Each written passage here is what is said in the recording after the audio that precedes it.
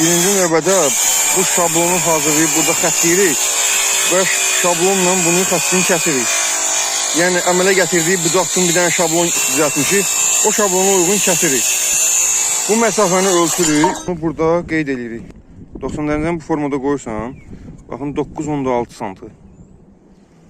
9.6 sm. Bizim ipimiz buradan keçəcək. Bu məsafəni buradan ölçürük, yəni.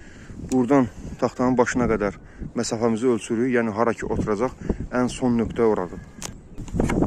Həmin yeri xətləyirik. Yəni bu ki 27 dərəcə biz qoymuşuq, 27% ilə qoymuşuq biz damımızı. Bütün hər yerdə özünü göstərməlidir. Bu bizim son nöqtədir. Buradan üzü içəriyə tərəf. Bu da avtomatik 45 dərəcə kəsilməlidir. Və bu formada kəsilir. Nəzərinizə çatdırım ki, ayaq 90 dərəcədə gedirsə, baş avtomatik 45 dərəcə oturmalıdır. Yəni bunu biz 45 dərəcə kəsirik.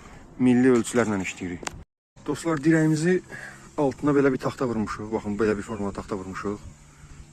Və bunun bu künc hissəsi, aşağıdakı bu hissəsi tərəzi qoymuşuq. Və bu baş, o baş həmin aşağıdakı necə düz gedibsə marvatumuz, ona uyğun yuxarıdakı da düz gedib və hər bir taxtanı, və burada da özünü göstərir 27 dərəcə, hər birisini yerdə burada xəttləməmişik.